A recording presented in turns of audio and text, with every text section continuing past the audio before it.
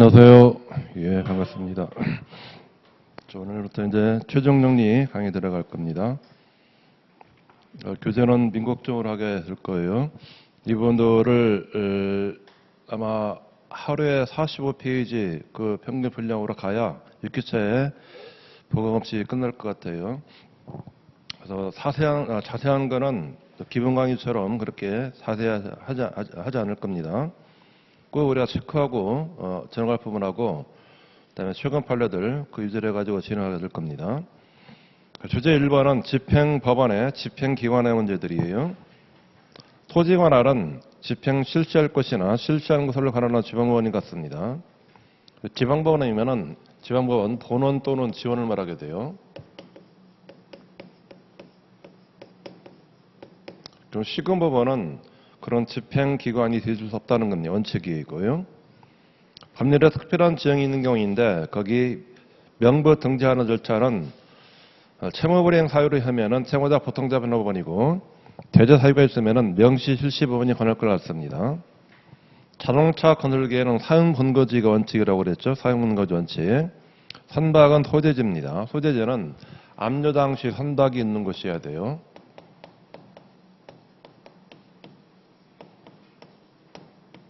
이거를 소재지주의 그렇게 부릅니다. 채권의 경우에는 채무자가 보통자 변호법원이어야 돼요. 채권 가압류는 가압류 명령을 한 법원이 집행권이 있는 겁니다. 4번에 토지에 관한은 전족관할이기 때문에 전족관할이면 합의관할이나 변론관할 인정되지 않아요. 그리고 관련자 파트 규정이 적용되지 않지만 A적으로 일감의 경우는 A적으로 적용되는 겁니다. 지물관할은 사업권으로 남아 있는데 종전에 판사업무였던 분화인도 명령과 관리명령과 채권 특별한 명령은 그때는 사업포전 업무로 이게 넘어갔어요. 출제 안 된 지문 중에 하나입니다. 분화인도 명령은 136조 1항, 관리명령은 2항 규정, 채권의 특별한 명령 이런 것들은 종전에 판사업무였다가 사업포전 업무로 넘어간 것들이에요. 그리고 판사업무로 남아 있는 거 거기 6가지 있는 거 체크 이거 암기하셔야 되고요. 개시결정에 대한 이해시정재판 시입니다. 채권에서는 2가지죠. 채권 추심에게 제한화 사건과 압력금제 채권과 범위행위 사건이에요. 집행보조절차는 명시절차만 판사가 나갑니다. 나머지 2가지 명부 등재하는 절차와 재단 절차는 사업부단이 담당하게 돼요. 선박과 항공기 집행이고 강제관리입니다.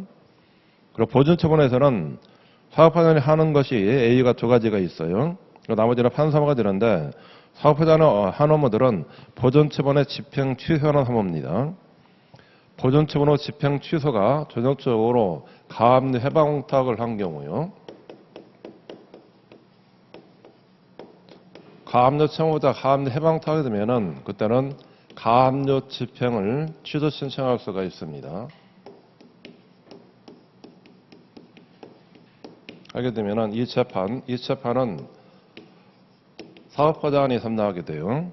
또 본안 후 조세명령 사무 2가지입니다. 그 나머지는 판사가 처리하게 돼요.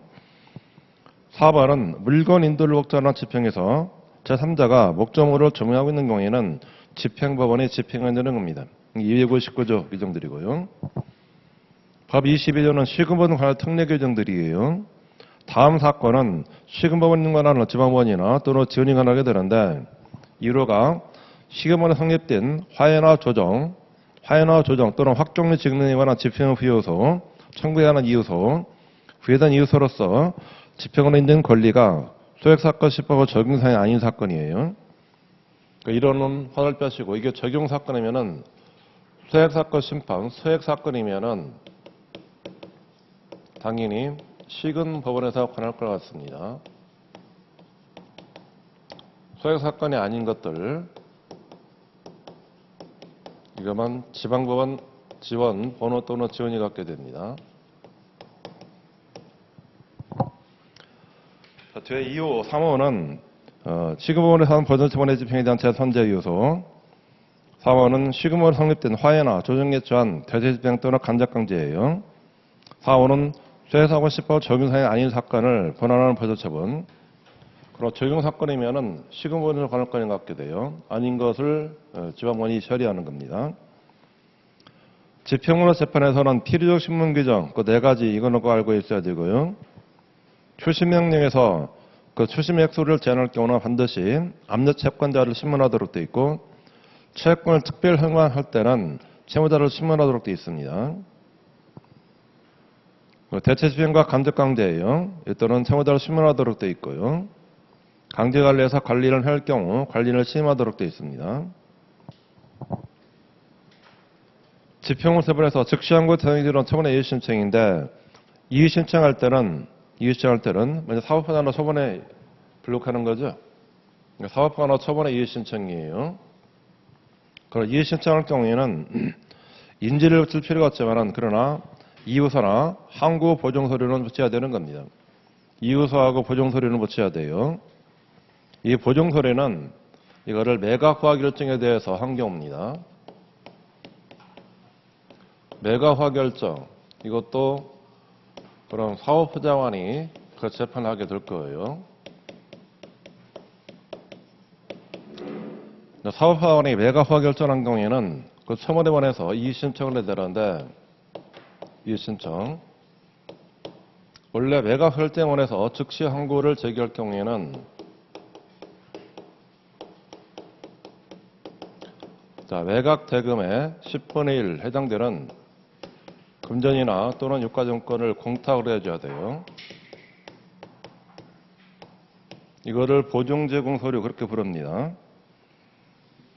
이의 신청할 때는 인지를 줄 필요가 없지만은 그러나 이유서나 보증제공 서류 붙여야 돼요. 지금 6페이지 하고 있어요.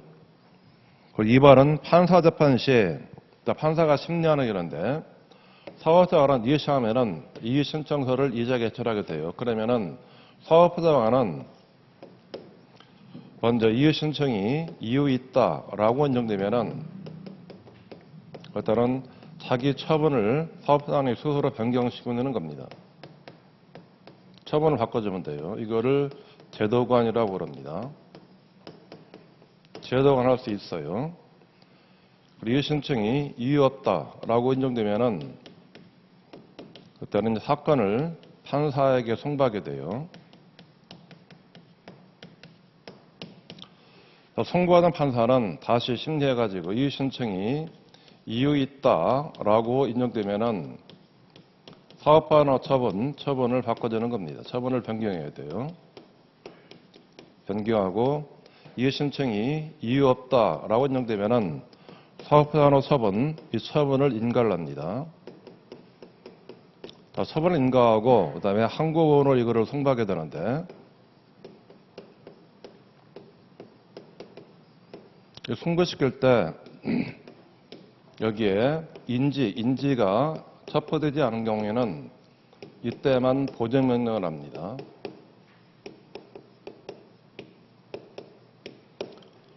여기 있는 거 이게 보정제공 서류라고 했죠. 보정제공 서류가 이게 붙어있지 않았다. 또는 여기에 이유서가 붙어있지 않았다. 이게 첨부되지 않은 경우에는 그때는 보정명령 없이 사건을 각하하는 겁니다.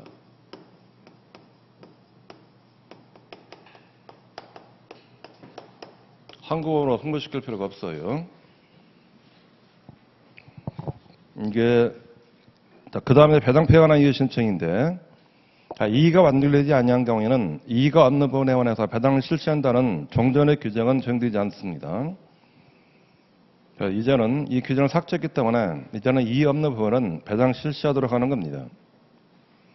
5번은 최고화 통지 규정이에요. 이게 규칙 8조하고 법 12조 규정들인데 일반 집행부관은 당사자나 기타 이행기관의 통지를 법원사무관이나 집행관에게 그 이름에 할 수가 있어요. 다만 무인교 통지는 반드시 집행부원이 그림을 하는 겁니다. 무인교 통지 102조 통지죠. 102조에 남을 것이 없다는 압력권자의 통지인데 이 통지는 집행법원이 한다고 그랬죠. 집행법원이면은 사업화자관 명의로 해야 돼요. 이 명의로 통지하는 겁니다. 법원 상관 명의로 통지할 수 없는 겁니다. 2번은 규칙에 관한 통지의 경우에 통지받을 자가 위고에 있거나 있는 곳이 분명하지 않는다. 그러면은 통지를 생략하게 돼요. 그런 규칙에 정한 통지 옆에 박스에 대표적으로 두 가지가 있어요. 규칙 23조 규정인데 이랑 집행을 개시한 뒤에 채권자가 승계된 경우에는 승계인이 자기를 위하여 강제집행의 속행을 신청할 경우에는 그때로 승계집행인 붙든 집행권으로 정보를 제출해야 되는 겁니다. 양 그런 집행권으로 정보이 제출되면은 법원 사문 등 또는 집행관은 그 취지를 채무자에게 통지하도록 되어 있어요. 통지 규정이고요. 그 다음에 규칙의 161조의 규정 채권자 승계관화 통지입니다. 추심명이 쓴 뒤에 규칙 23조 1항에 따른 승계집행이 붙든 집행권으로 정보이 제출된 경우에는 법원 사무당은 제3채무자에게 서류가 제출된 사실과 추심권이 승계인에게 이전된 취지를 통지하도록 되어 있어요. 이게 신설된 조항 2020년도 12월 28일인데 그 이후에 아직까지 출제가 안 된 대표적인 지문들입니다. 규칙 161조 2는 추심명령 관련돼 가지고 출제될 부분들이에요. 이런 경우입니다. 예를 들어서 가위을에게 1호 채권을 갖고 있었어요. 채권자 A가 1억 가지고 이 채권을 이렇게 압류하고 추심명령을 넣습니다. 그 후에 A가 이 채권을 B에게 양도하게 됐어요. 그럼 B는 집행기 시후에 채권을 승계받은 승계인이 됩니다. B가 을을 상대로 추심권을 행사할 때는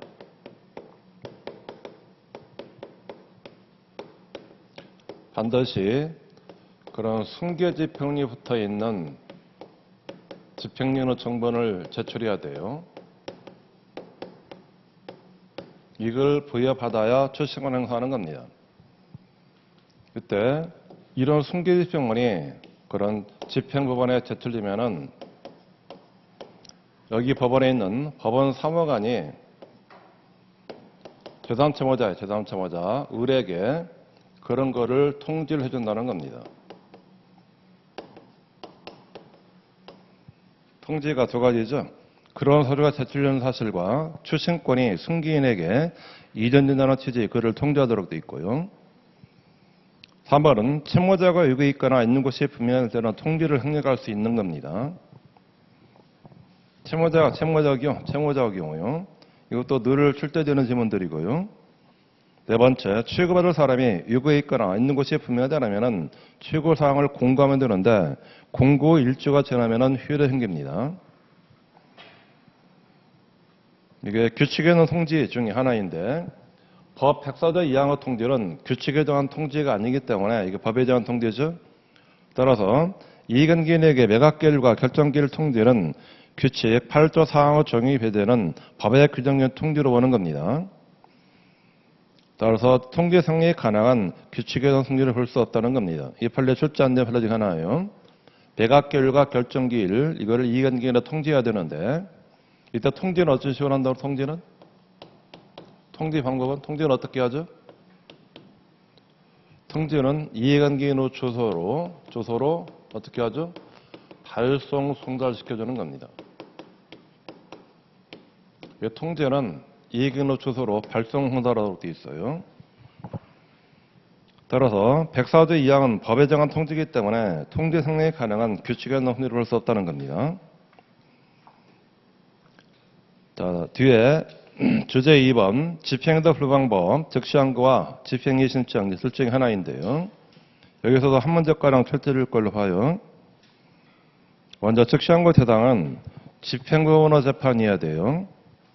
그리고 강제집행에 관한 재판이 되는데 그런 강제집행에 관한 재판은 집행을 개시한 뒤에 그 절차에 관한 재판이어야 됩니다. 또 한 가지 요건이 특별한 규정이 있어야 돼요. 특별한 규정이 없으면 집행이 시행하는 겁니다. 판례, 특별한 규정이 없는 경우에도 해독상고와 동일하게 취급돼야 한다고 할 경우에는 그때는 즉시항고 가능하다는 겁니다. 즉 우리 항고할 때는 아까 설명드렸어요. 매각대금의 10분의 1 해당되는 금전우선 유가증권을 이거를 제출해야 돼요. 그런데 이거를 10분의 1 이 부분들을 이거를 공탁을 해야 되는데 공탁을 하지 않으면은 그때는 항고장 각하 결정을 합니다.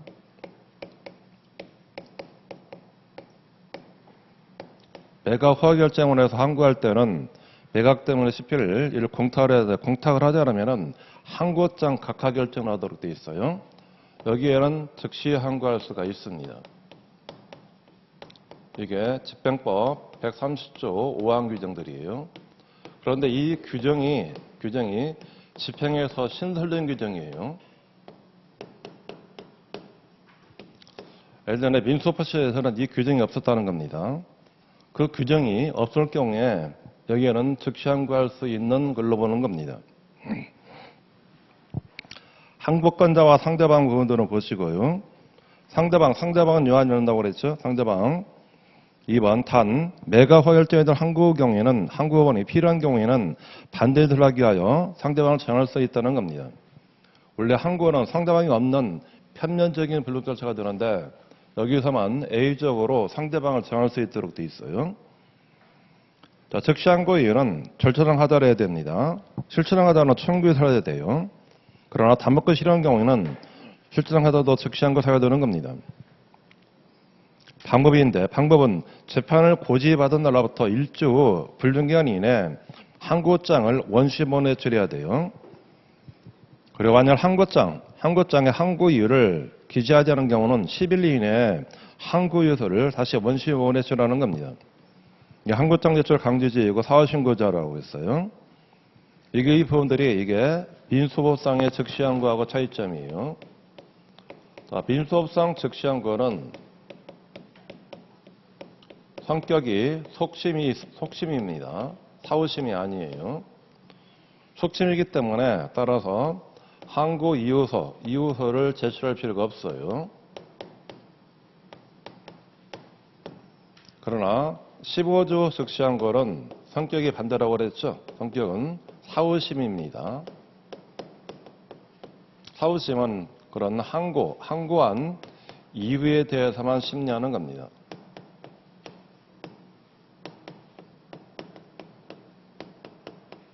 그런 경우는 반드시 항고 이유서를 제출해 줘야 돼요.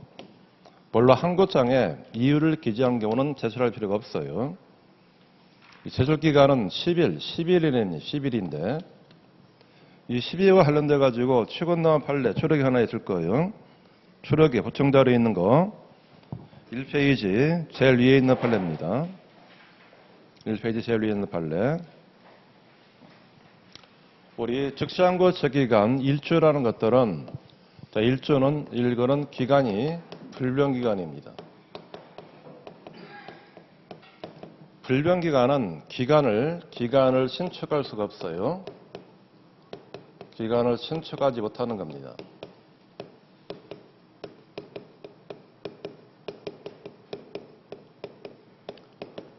불변기간은 기간을 신축할 수 없지만은 그러나 단 부가 기간은 정할 수가 있습니다.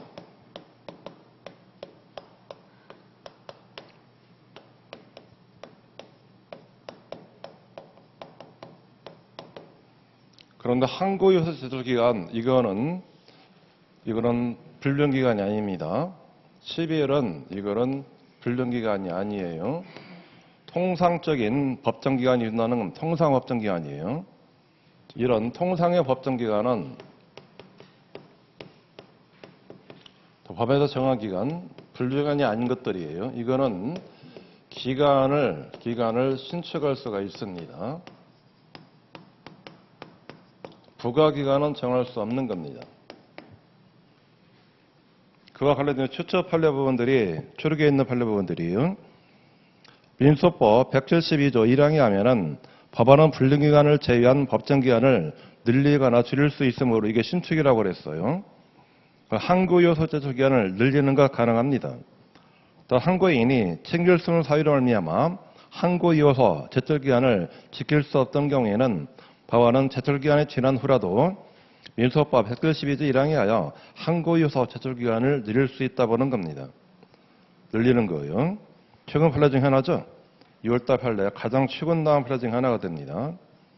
물론 6월달 판례가 금년에 출제되지는 않을 걸로 봐요. 작년 시험에는 5월달 판례까지 실제 이루어져서 5월달 판례까지. 6월달 판례는 아마 우리 여러 판례 검사 어디서 하죠? 종합법률 사이트라는 걸 하잖아. 6월달 판례는 판례 속보 이외에는 그 일이 안 떠. 판례 속보에는 뜨지만은 그 6월달 판례까지는 종합법률센터에 그게 안 뜹니다. 거기까지 올라가지 않은 사건들은 출제 안 될 걸로 봐요. 이건 알고 있어야 돼요. 방법 1번 그거 보시고요.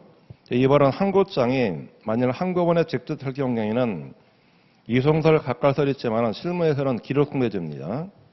그때 기간준수 여부는 항고장이 원시본에 접수형태로 기록하게 됩니다. 4번은 선고를 유하지 않는 결정은 고지되더라도 즉시 항고할 수가 있어요. 이게 조시양도명령의 경우입니다. 조시양도명령 특별행정의 경우요. 그러나 선고를 유하는 결정, 이게 매가의 결정인데 선고에만 항고할 수 있어요. 4번은 꼭 알고 있어야 되고요. 선고를 유하지 않는 결정은 고지되더라도 즉시할 수 있다. 원래 방법은 1번 다시 보면은 재판을 고지받은 날로부터 일주라고 그랬죠. 재판을 고지받은 날로부터 일주 이렇게 돼 있어요. 그러면 재판이 고지 전에도 항고할 수 있느냐라는 겁니다. 이걸 인정하는 것이 이게 판례가 돼요. 집행정지인데 강제집행에서 즉시한 거는 집행정지 효력이 없어요. 그런 경우는 담당처분을 통해 가지고 정지 효과를 확보해야 되는데 그럼 담당처분은 4가지 꼭 정리하셔야 돼요. 원칙은 항고부리 합니다. 단 재판규력이 원시부분이 있을 때는 원시부분도 할 수가 있어요. 항고본에 직권으로 합니다. 그 내용은 집행정지하고 집행속행이에요. 집행취소까지는 갈 수 없는 겁니다. 세 번째는 이 잠수처분은 즉시하는 결정이 있을 때까지만 할 수 있습니다. 그리고 이런 잠수처분은 불복할 수 없게 돼요. 불복 불가이다. 화살표 하시고 그래서 불복할 때는 오로지 특별항고라는 겁니다. 특별항고만 가능하도록 되어 있어요.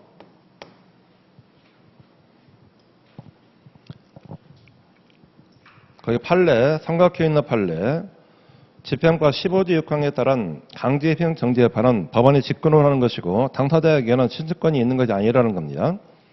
당사자 정지 시작은 단지 법원의 직권 발동을 촉구하는 의미밖에 없어요. 따라 법원은 이 신청에 관해서 재판할 필요가 없는 것이고 설령 법원이 신청을 거부하는 재판을 하더라도 불복이 형기할 수 없는 겁니다. 그러나 A적으로 확정되어 효력이 있는 것들이에요. 확정되어 효력이 발생하는 것 이런 것들은 확정되지 않으면 효력이 없기 때문에 따라서 별도로 집행정지 처분을 요하지 않게 돼요. 그런 것들이 법에 5가지 있다고 그랬죠. 법에 5가지. 암기할 때 매치 특선전 그렇게 암기시키면 돼요. 법에 5가지가 있고 규칙에 3가지가 있습니다. 매가부 결정, 집행절차를 시선한 이게 17조 1항 2항이에요. 체육문화 특별허가명령, 선박 운행일정 결정, 정명령입니다. 거기 4번에 화살표 하시고 비교된 거, 비교는 자동차 운행허가 결정이에요. 자동차 운행일정은 이런 규정이 없습니다.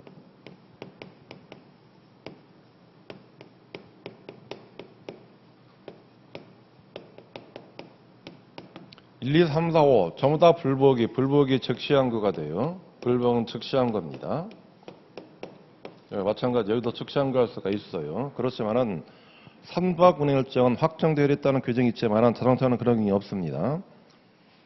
그리고 규칙의 3가지인데 6번, 7번, 8번이에요. 6번이 한번 틀게 이루어졌어요. 사정 변경에 따른 침해 취소 변경 결정. 7번은 애타 요건을 끊어 특별허가명령. 8번은 전자등록 수정 특별허가명령. 8번이 최근 추가된 부분들이고요. 원시법원의 재판 이거는 참고하시고요.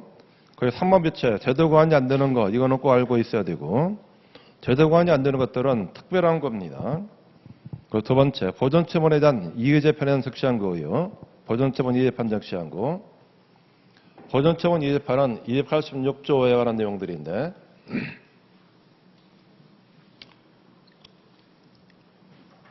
네, 286조가 이게 보존처분의 이의신청 재판이에요.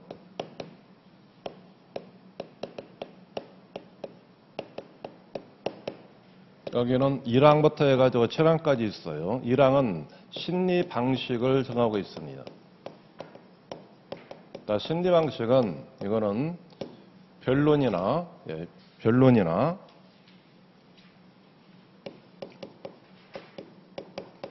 또는 쌍방이 참여할 수 있는 신문기를 정해야 돼요.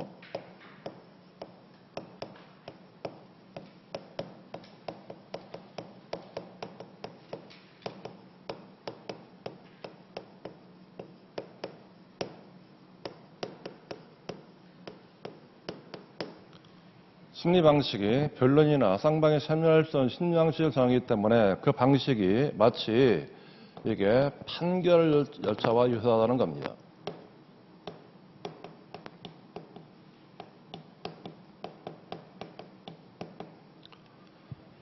그리고 이항 규정은 이런 결정, 이 재판은 결정 형식으로 재판하게 돼요.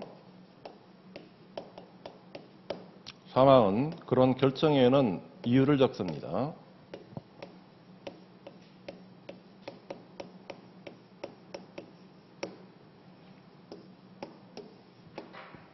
사항, 5항, 6항, 7항 부분들이 있는데요. 사항은 여기 이의재판에 관해서 먼저 7항이 이의재판에 대해서는 즉시 항고할 수 있는 규정들이에요.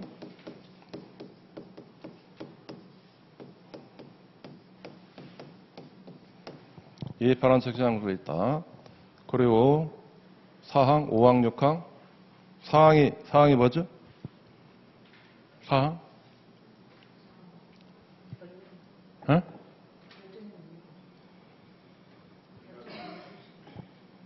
이 재판에 대해서는 뭐 할 수 있다? 사항이 결정의 이유고 사망이 결정을 한다. 사항이 결정의 이유기지? 네. 결정의 이유기지 한다. 사망은요? 결정을 한다. 유예기간. 여기 이항이 심리의 종결을 선언제도니 심리를 종결 선언제도예요. 심리를 언제 끝날 것인지 이거를 미리 선언하도록 되어 있습니다. 이게 심리 종결 선언제도이고 여기 결정식으로 하고 사항은 이유를 기재하도록 되어 있고 5항은 이의재판 시에 앞에 있는 보존처분을 인가하거나 또는 변경하거나 또는 취소할 수 있도록 되어 있어요. 취소. 인가변경 취소 결정. 이때는 담보 제공하게 할 수 있다는 겁니다. 그리고 6항이 이거죠? 6항이 효력.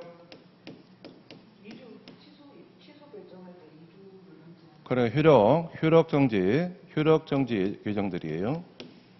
효력 발생 위해 선언제죠. 효력 정지가 아니라 취소 결정에 취소 결정을 원래 취소 결정 바로 고지되면은 효력이 생기는 겁니다. 근데 이 효력을 효력 발생을 유예하는 제도입니다.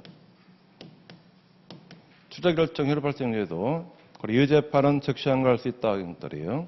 이때 이런 즉시 항고가 있게 되면은 즉시 항고는 이거를 원심 법원에 제출한다고 그랬어요.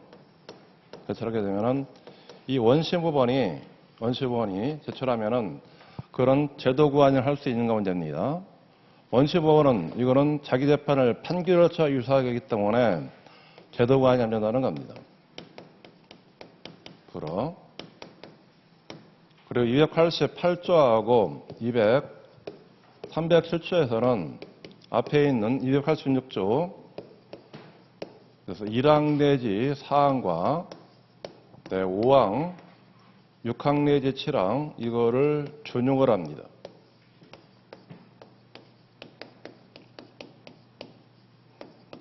결국은 이런 경우도 심리 방식이 판결 절차 유사하게 진행하도록 되어 있어요. 그 제도 관이 안 되는 거 거기 1번은 꼭 출제되어 있고요. 앞으로 2번, 3번, 4번이 출제될 것인데 특히 출제되면은 2번부터 먼저 출제될 걸로 봅니다. 적시한 거예요. 자, 항고번호 재판은 항고 이후에서만 결정, 항고 이후에서만 심리한다고 그랬고요. 그리고 항고번은 원심 결정을 변경하거나 원칙을 취소하고 새로 상당을 팔려야 되는데, 그러나 이번이 예외예요. 다만 매거 합의 결정하는 적시항고의 경우는 항고번은 적시항의 정당한 이유가 있는 경우에 원칙 재판을 취소하여 사건을 환송하고 새로 매거합의 결정은 집행법원이 하게 되는 겁니다. 재항고에는 적시항고와 재항고 부분들이 적용됩니다. 상고번이 적용되는 거 아니에요. 그 밑에 있는 것이 이게 소송부상 적시항고 하는 것들인데요.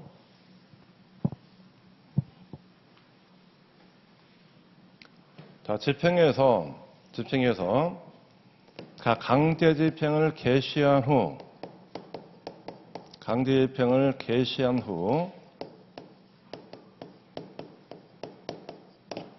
그 재판이 아닌 것들입니다. 후 재판이 아닌 거.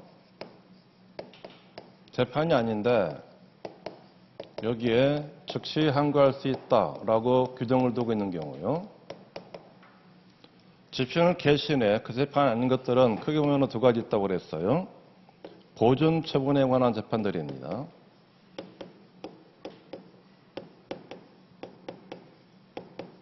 보존 처분은 아직 집행 개시의 재판이 아니, 강제 집행을 개시하는 재판이 아니에요. 또 한 개는 집행에 관한 보조 절차에 관한 재판들입니다.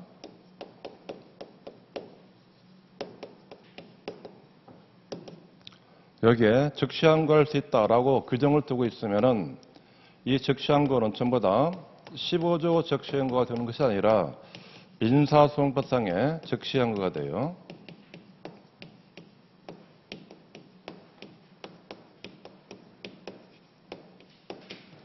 여기에는 항고 이호서 어체철 강제주의 취하고 있지 않는 겁니다. 그 2번과 3번과 4번 얘기예요. 보존처분의 이의재판 적시항고와 제소명령을 불이행으로 보존 취재판 적시항고와 사정 변경을 이유로 한 보존처분 취소재판한 적시항고 전부 다 민소보상의 적시항고가 돼요. 뒤로 넘길게요. 뒤에 5번은 재단주의에서 허위 자료 제출이나 자료 제출을 거부한 제도는 가태료 대표란 적시한 겁니다. 이때는 조익기관어장이죠. 조익기관어장을 500만 원 이하의 과태료 처합니다. 조익기관어장. 이 사람을 500만 원 이하의 과태료에 처하도록 있어요. 이런 과태료 재판에 대해서 즉시항고가 있으면은 이 즉시항고는 집행을 정지하는 효력이 있습니다. 6번은 채무 불이행자 명부 등재에 관한 재판들이에요. 7번은 명부 등재 말소 결정이나 채권자 적시항고돼요. 8번은 집행 확장 결정한 적시항고. 그런 경우에는 소송법상 적시항고이기 때문에 항고 이호서 제출 강제 시행할 수 없는 겁니다. 다 특별항고가 되는 경우, 특별한 경우에는 1번 잠수처분에 관한 재판들이에요. 신청을 기각하거나 정지결정 모두 특별항고만 가능합니다. 두 번째 집행 부여에 대한 재판이에요. 원래 집행 부여에 대한 재판, 이게 34조 재판이죠. 34조 재판. 34조의 경우는 두 가지를 모두 기준으로 두고 있다고 그랬어요. 집행은 부여가 되면은 부여에 대한 이해 실천과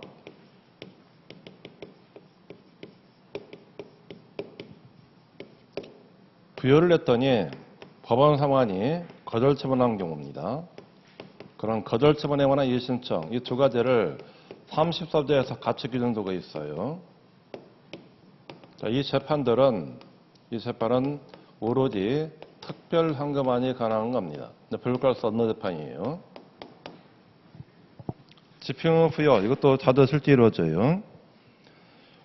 3번은 심력재 재판이죠. 심력재 재판, 이것도 원칙적으로 불구할 수 없는 겁니다.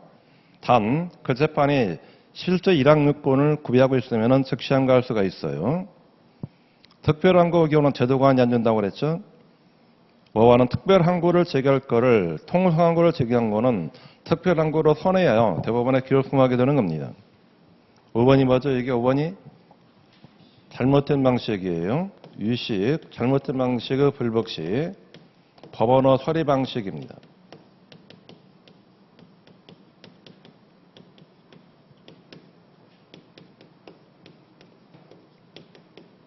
본래 불복대로 한 걸로 처리한다고 그랬어요. 자, 집행원의 신청기 16조 규정들이에요. 이에 해당은 먼저 집행기관이 집행범이면은 집행절차에 관한 재판이어야 됩니다. 그래서 즉시한 걸 수 없는 것이어야 돼요. 따라서 사실행위는 집행이 대상일 수 없는 겁니다. 거기 사실행위 화살표시고 우리 시험에서 뭐가 출제됐었죠? 사실행위 부분들이 매각 물건 명세서 작성하는 행위입니다. 사실행위 화살표시고 매각 물건 명세서를 작성하는 거. 이 작성은 사실행위라는 겁니다. 사실행위는 집행이 대상이 될 수 없게 돼요.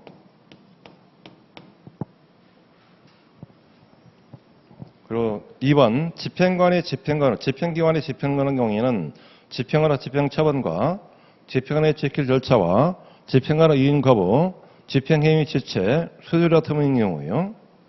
판례 집행관이 현재 건축주 명의인이 채무자가 다르다는 이유만으로 철거상 미등 건물이 채무자에 속하지 않는다고 판단하여 철거를 하지 않을 경우입니다. 철거를 하지 않고 있다. 그런 위임 거부나 또는 행위를 지체하는 경우가 돼요. 그대로 집행이 사유가 되는 겁니다. 이유 사유 1번은 집행 절차 형적 하자여야 돼요. 형적 하자를 잇는 거. 예를 들어서 집행관의 흠이나 집행 개시의 요건의 흠이나 장애 사유가 있는 경우예요. 또는 집행 정려나 취소 사유를 무시한 경우입니다. 집행 취소로 제출에 따른 취소 결정, 집행이만이 가능합니다. 즉시 항고할 수 없도록 되어 있어요. 집행 취소 서류, 49 서류죠. 49조에 13569 서류는 이거는 집행을 취소하는 서류가 돼요. 그래서 집행 취소 결정하게 되는데 여기에는 즉시 항고할 수 없도록 되어 있어요. 그러면은 집행이만 가능합니다. 그리고 집행 취소 결정, 이 취소 결정은 고지되면은 효력이 생깁니다.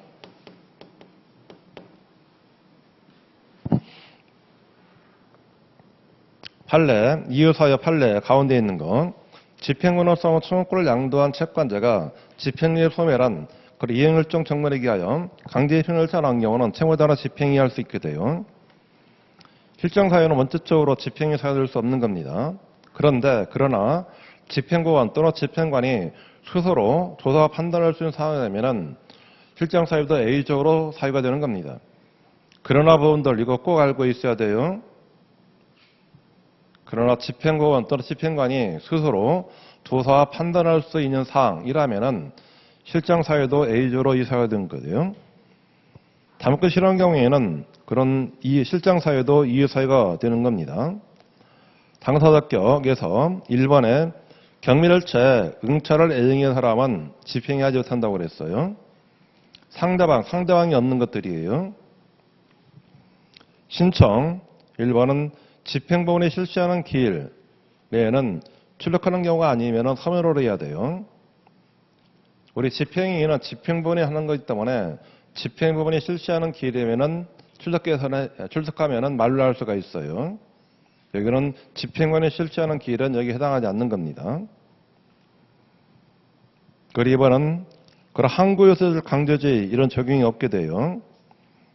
재판 당시까지 이유를 추가하는 것가 가능하다는 겁니다. 신청의 시적 한계는 집행 개시부터 집행 절차가 끝나기 전까지 해야 돼요.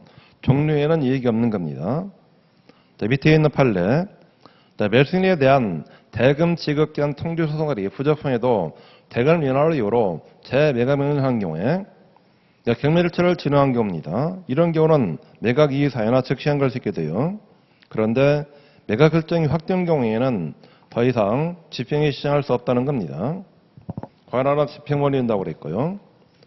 심리재판에서는 3번 이윤결정. 이윤결정은 49대 1회 강제입행을 불허한 재판이 됩니다.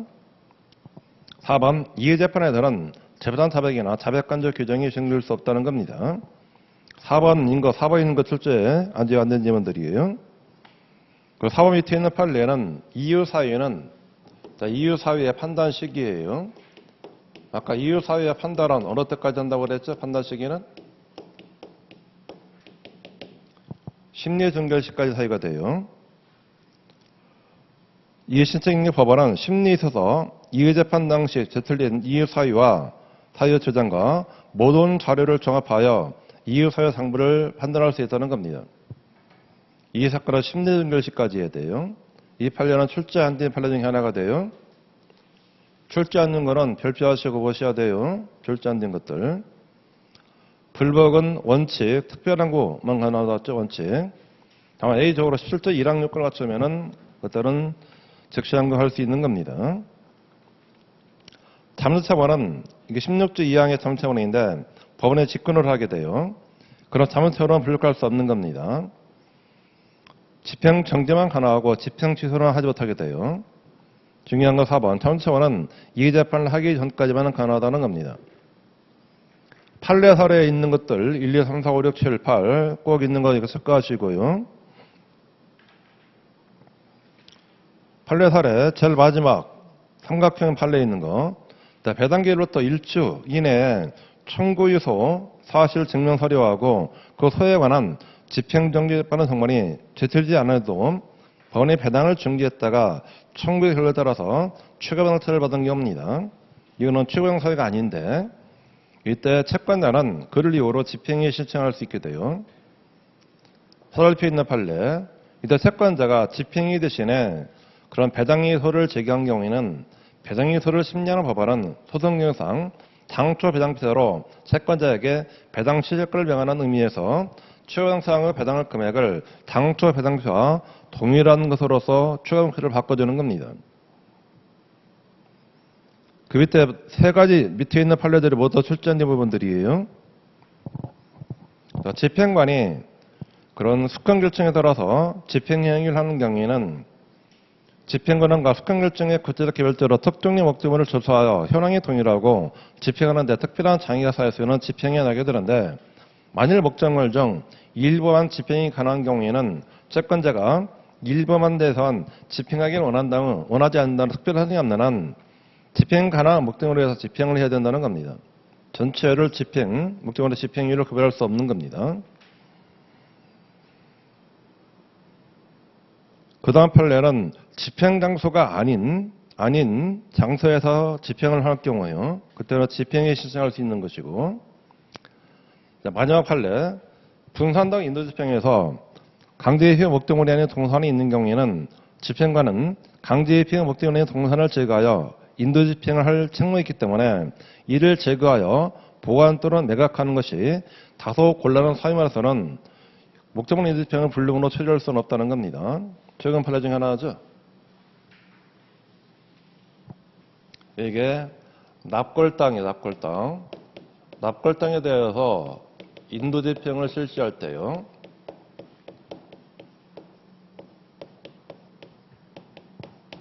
여기에 있는 각종 유골함들입니다. 유골함. 유골함이 있으면은 이거를 집행관이 다른 장소로 보관시키면 돼요.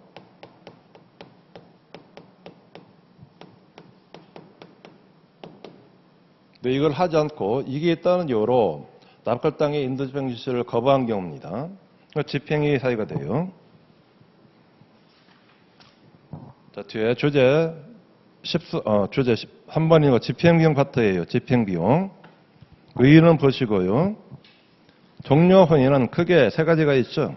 집행을 위한 비용은 준비비용과 실시비용이 있어야 돼요. 또 필요한 비용이 되는 겁니다. 먼저 준비비용이에요. 준비비용. 1번인 거. 준비비용은 기록상 지출이 명백하지 않은 경우는 원칙적으로 채권자가 지출을 소명을 해야 돼요. 준비비용은 강제집행을 개시하지 않으면 집행료로 고려될 여지가 없는 겁니다. 실시비용이에요. 실시비용은 각종 수수료나 서기료, 집행한 수수료, 통지 공급비용, 채권자가 배당기일에 출석하는 경우에 출석일당 여비입니다. 배당기일에 출석하는 경우에 출석일당 여비, 이거는 집행비용이 된다는 겁니다. 그러나 채권자가 매각기일에 채권자가 매각기일에 그런 출석하기 위한 비용, 이거는 집행비용이 아니에요. 배당기일에 출석한 경우에 출석일당과 여비에는 집행비용으로 오는 겁니다. 판례, 대의상투성 기한됐던 비용, 이거는 집행비용이 된다고 그랬어요. 종전에 있는 판례는 이게 969 8결정인데 이거는 대의상투성기를 했지만은 절차가 도중에 취소돼 가지고 매각 절차가 없이 취소된 경우입니다. 절차 도중에 취소되면은 이거는 집행비용이 아니라고 그랬어요. 또 두 번째 판례는 여기 가등기 담보권자입니다.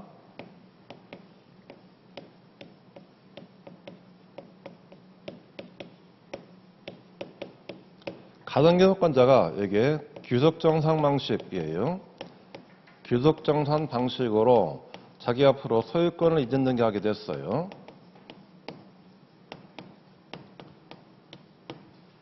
그러면은 이쪽에 청산 절차를 거쳐야 해요. 이 하기 위해서 감정평가를 되든 감정평가 비용, 평가자의 지정 비용, 이거는 집행비용이 되는 겁니다. 집행비용. 그러나 자기 앞으로 등기하기 위해서 든 각종의 등기비용들, 이거는 집행비용이 아닌 겁니다. 기득권 사법분들, 필요한 비용 보시고, 집행비용이 아닌 것들은 사용의 취소, 이거는 여러분이 잘 알고 있는 판례 중 하나일 겁니다. 몇 페이지, 이증압류 경우에는 분선 이증에서 선행사건이 취하되어서 후행사건으로 지낼 경우에는 후행사건에 시행 비용은 집행이 됩니다. 그러나 이번처럼 유청선언 이증압류 경우에는 후행압류에 소요된 비용 중 추가 압류하는데 소요된 비용으로 집행비용이 되지만은 추가 압류율이 없는 경우에는 선행압류 비용만이 집행될 뿐 후행압류 비용은 집행이 아니라는 겁니다. 이것은 채권 금액의 산유띠와 배당이 이루어져요. 별표에 있는 거 출조 안 된 부분들이에요. 예전에는 유청선언 이증압류 경우는 선행압류 비용이든 후행압류 비용이든 모두 집행비용이다. 이게 종전에서 종전 실무제도가 자기 견해를 바꾼 겁니다.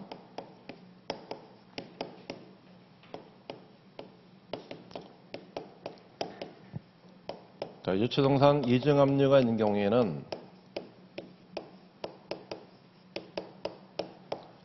선행압류했던 비용이든 후행압류했던 비용이든 이 비용은 모두가 집행비용이다. 이게 종전 겁니다. 종전 실무제도 내용들이에요. 그러다가 2022년도 개정 실무제도에서는 자기 견해를 바꿔주는 겁니다.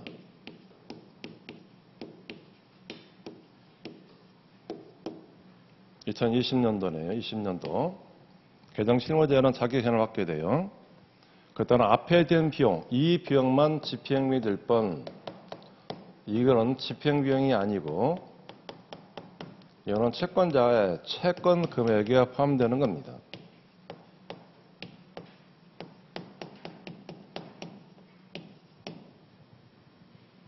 연합인데 연합 보면은 채권자가 해야 돼요. 연합 1번 다만 소송구조를 받은 자는 연합을 할 필요가 없어요. 이 소송구조는 구조결정을 받은 자에 한해서 효력이 있습니다. 피구조자 승계인이 신청할 경우에는 승계 및 세율의 구조결정을 얻어야 돼요. 2번은 국가나 저전체, 기타 공동단체가 신청하여도 연합원으로 집니다. 연합할 비용은 보시고요. 절 밑에 단체 임원 등의 직무대를 선임하는 가처분의 경우에 채권과 연합한 금전에서 지급된 직무대행자 보수는 집행비용이 됩니다. 연합 불이행력과 연합하지 않으면 법원은 결적으로 신청을 각하하거나 절차를 취소할 수 있도록 되어 있어요. 추록에 추심 부분이 있을 겁니다. 부담 부분이 있을 거예요. 부담. 집행비용 부담. 1번 집행비용은 결국 채무자가 부담하게 돼요. 다만 강제집행의 신청, 취하나 또는 집행처분의 취소로 인하여 목적을 달성 못하고 끝난 경우에는 그때까지 절차와 그 준비에 든 비용이 집행비용이 아니라는 겁니다. 2번이 별표에 있는 거 이거 꼭 알고 있어야 되고요. 자, 그러나 이런 경우에는 해당 강제집행이 목적을 달성하여 하지 못하고 끝나게 된 사정을 고려하지 않은 채 그 비용을 일적으로 채권자가 부담하는 형평에 반한다는 겁니다. 따라 이때는 당사자는 집행이 끝날 당시 집행이 결정된 법원에다가 집행비용의 부담과 집행비용의 확정 신청할 수 있어요. 법원은 집행비용을 부담할 당사자와 부담 액수를 정할 수 있다는 겁니다. 2번은 꼭 알고 있어야 되고요. 집행비용 문제라 하면은 이 2번 판례는 금년에 꼭 출제될 겁니다. 집행 문제에서요. 자, 추심 있는 건데 추심은 교재 볼게요. 1번 매각 절차나 현과 절차가 있는 경우에는 그 절차 내에서 우선적으로 변화받게 돼요. 그러나 그 절차 내에서 현과 절차가 없는 경우에는 그 절차 내에서 추심하지 못하기 때문에 이때는 따로 집행령 확정 결정을 얻어가지고 채무자가 다른 재산에 대해서 집행을 해줘야 돼요. 그리고 2번 집행 절차에서 변화마초나 집행비용은 집행령 확정 결정을 친다고 그랬어요. 따라서 집행비용을 별도로 청구하는 것은 흥미할 수 없다는 겁니다. 집행비용을 지명료로 신청할 수 없다는 겁니다. 3번 집행 개시 후 본안 청구가 변제로 소멸된 경우를 하더라도 집행비용 채권이 남아있으면 그 집행비용 채권을 추심을 위해서 집행할 수 있게 돼요. 변상인데 변상은 1번 채권자가 강제집행을 완료한 후에 강제집행을 규정한 판결이 파기된 때입니다. 파기된 때는 채권자는 채무자로서 추심한 비용을 다시 돌려줘야 됩니다. 파기에는 집행을 소급적으로 취소해온 재판만이 된다는 겁니다. 청구 유소 인용 판결 이런 것들은 여기 해당하지 않아요. 밑에 있는 판례 그 파기되면은 채권자나 채무자가 부담할 비용을 채무자에 변상을 해야 되는데 그 변상할 금액은 채무자 신청을 받아 법원이 결정을 하는 것으로서 집행비용 확정결정은 별개결처로 이루어지는 겁니다. 비용의 확정 결정이에요.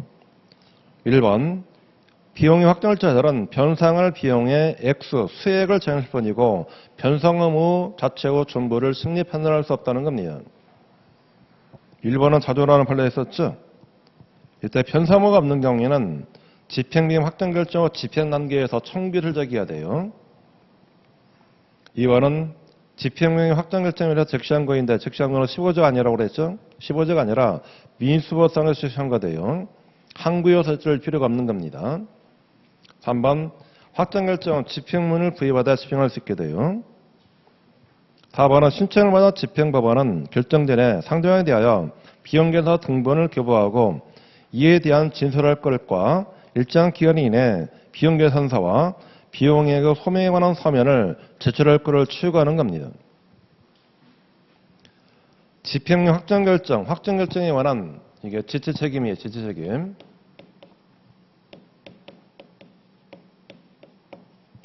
이거는 민법이죠. 민법 387조와 관련된 부분들이에요.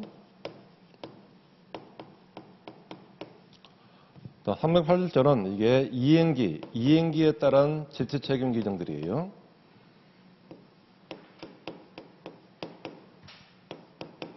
여기는 세 가지를 두고 있죠. 세 가지입니다. 이행기가 확정기한, 불확정기한 또는 기한어 정함이 없는 거.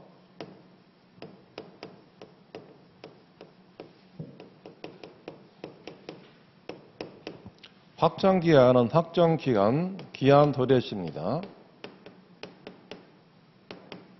조금 더 그 다음 날부터예요.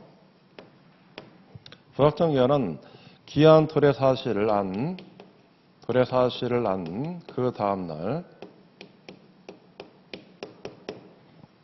이거는 청구를 받은 거죠. 청구를 받은 그 다음 날.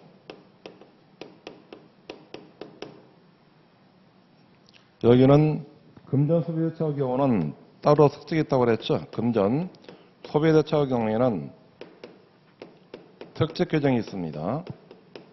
특칙 규정. 민법 603조 2항일 거예요. 그럼 상당 기간을 이행 최고를 하나로서 상당 기간을 경과한 때부터가 돼요. 채무자가 이행기 도리의성을 안 때로부터 이게 뭐죠? 불확정기간이 있는 건 불확정기간이에요. 돌아가시를 난 그 다음 날부터 지행을 하게 돼요. 그 다음 판례는 추록에 있는 판례 부분들이고요. 집행비용에서는 다시 앞으로 돌아올게 앞에 14페이지에 거기 가운데 상속 대의 상속비용 이거 꼭 출제됩니다. 출제되고 그 밑에 귀속증산의 경우에 가등기담당 귀속증산 이 부분들은 출제될 수 있고 출제되지 않을 수도 있고 그런 문제들이에요. 그리고 추력에 날아드는 거 부담할 때 강제입행이 도중에 취소되거나 도중에 취하되면은 원칙은 집행비용이 아니라고 그랬어요. 이런 경우에도 그런 집행법원에다가 집행비용 확정 절차, 확정 신청할 수 있다는 겁니다. 이게 획기적인 판례라고 그랬어요. 이 판례는 꼭 알고 있어야 되고요. 자, 그 밖에 각종 규정에서 집행비용이다라고 둔 규정들이 있어요. 각종 규정에서 집행비용이다라는 규정을 둔 경우에는 이게 미지급 재료, 미지급된 재료나 또는 차임의 경우에는 그때 압류채권자는 법원 허가를 얻어가지고 그 재료나 차임을 지불할 수가 있습니다.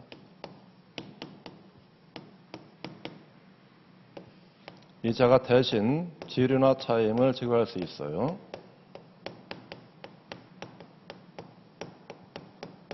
이런 경우는 이 비용을 집행비용으로 보도록 되어 있습니다. 두 번째, 자, 미등기 건물이에요. 자, 미등기 건물에 관해서 집행관이